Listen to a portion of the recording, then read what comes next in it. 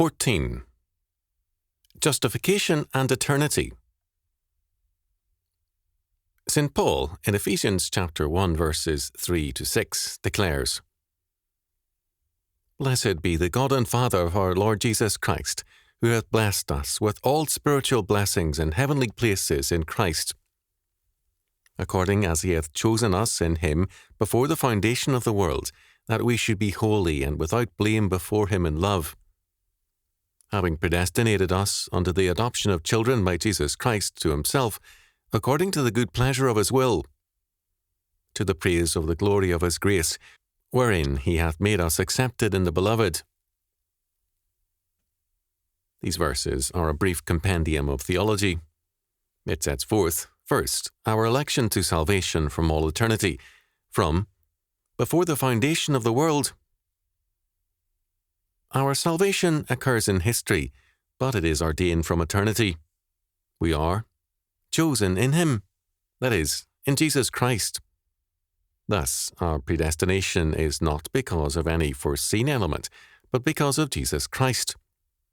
We are acceptable in him, and because of his grace.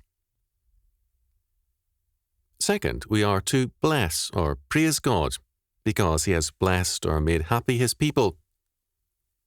Where there is a blessing, there is a bringing together. When God blesses us, he comes to us in his grace. When we bless God, we go to him and place ourselves under his word. A blessing is irrevocable, as Genesis chapter 27 verse 33 and 2 Samuel chapter 7 verse 29 make clear. It is like a vow, a word spoken in the name of the Lord, which cannot be retracted.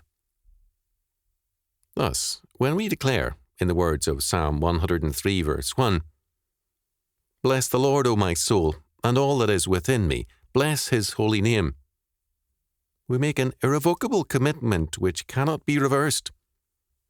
If we reverse ourselves, we are judged and condemned. Third, we are blessed and chosen so that we might be holy.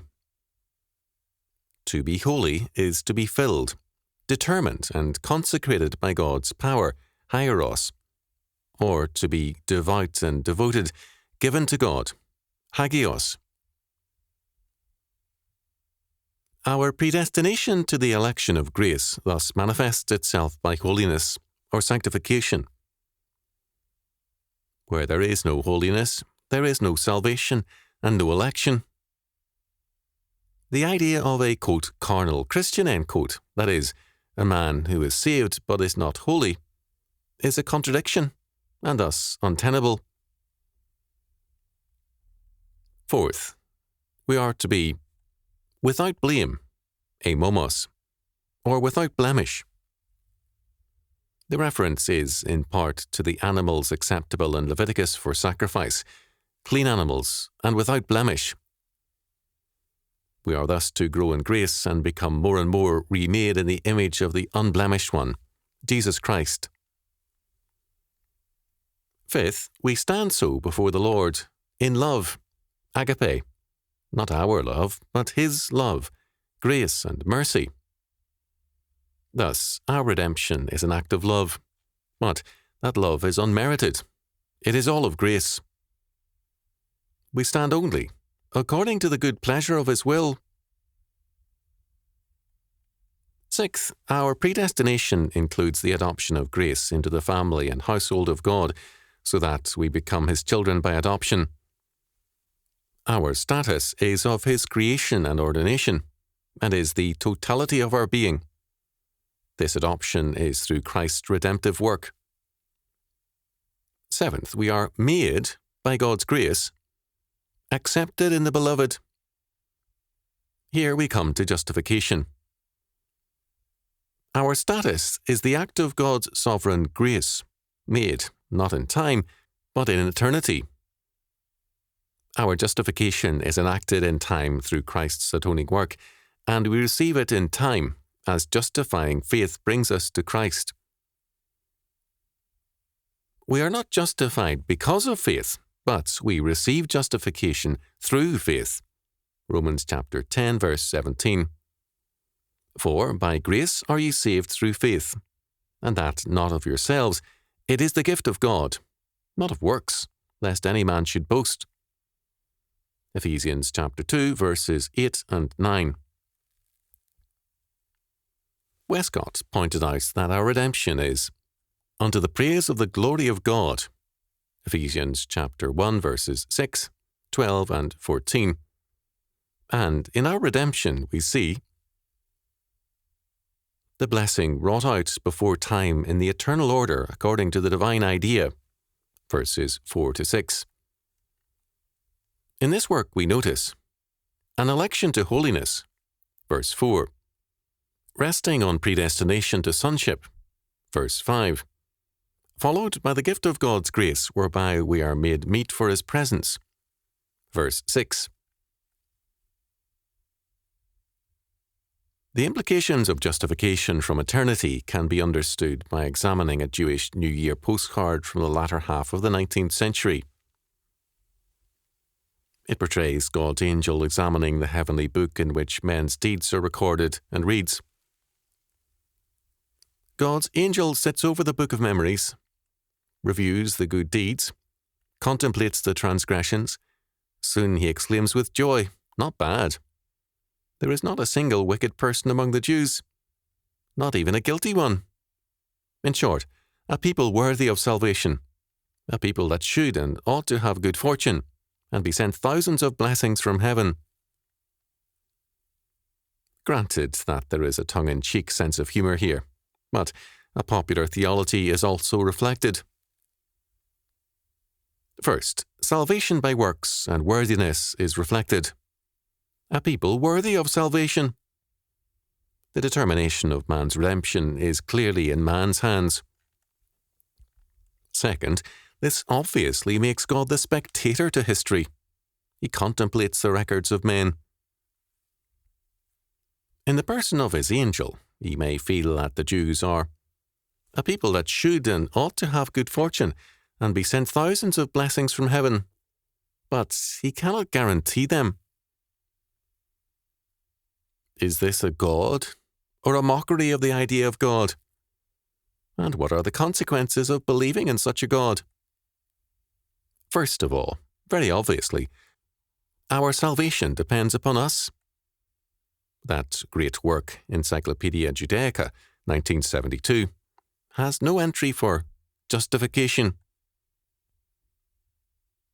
Anyone, Jew or Gentile, Christian or otherwise, who has a doctrine of God as a spectator, or anything other than sovereign, will give priority in the determination of history to man and time. Second, to give man the control of history results in a nightmare. Men indeed seek to control history and to predestinate men and nations by their own decrees and plans, but nothing is more clear than their failures. Instead of a new world order, they institute disorder, and their controls lead to uncontrollable results. In the spheres of economics, politics, and education, we see today the plans and works of humanistic statists rapidly spinning out of control. The dream of humanistic reason becomes a nightmare. Third, if man is in control of history, that is, if man determines history, then he also determines morality, good and evil. This being the case, then there are no moral boundaries or limits for man. The denial of God's sovereignty and His justification as an act from eternity totally apart from man means that man can now do as he pleases. Everything is permitted, if man permits it. The word of man becomes ostensibly the determinative word. Man then becomes his own justification. Everything is justified, if man chooses to justify it. Thus, two scholars, in dealing with sexual relations, which, by any objective standards would be called, quote, sick, end quote, sinful, or unstable, concluded. What then constitutes a basis for an harmonious male-female relationship?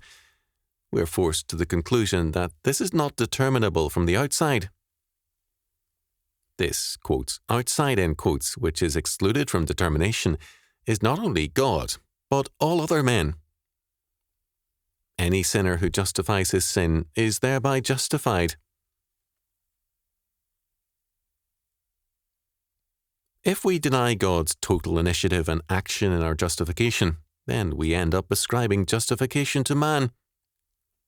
Then, instead of God declaring the law, and alone being the author of all good and of all justification, man declares the law, defines the good, and issues his own decree of justification. To justify is to declare righteous. Salvation, sovereignty, righteousness, and government cannot be separated.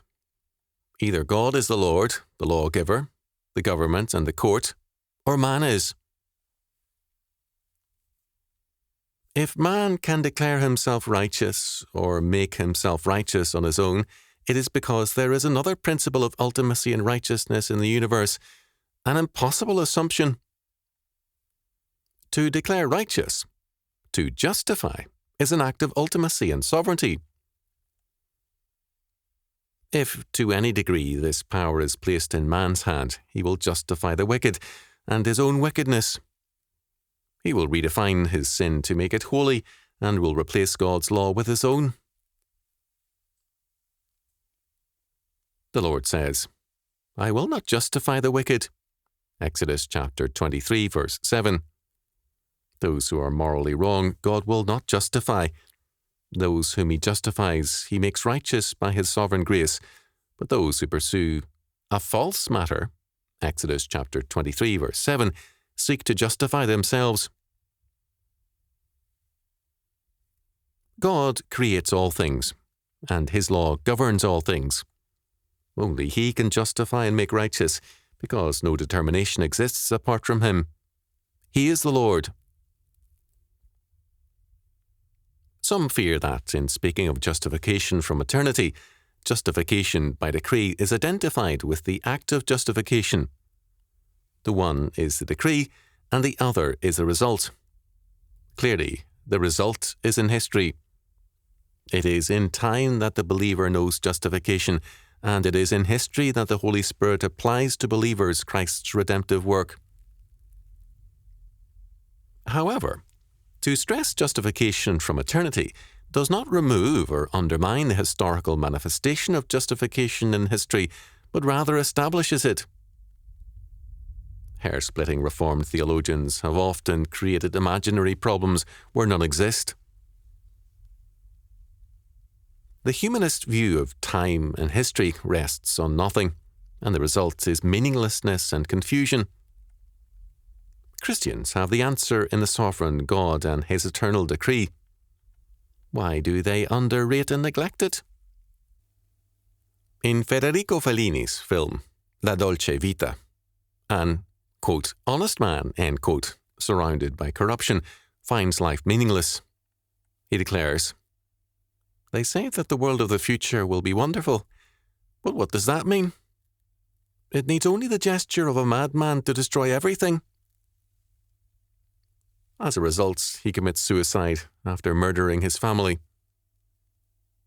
In a world without God, a mad dictator in the midst of a sinful humanity can destroy the world. But the world is not without God, and the justification of all things is beyond history. In God,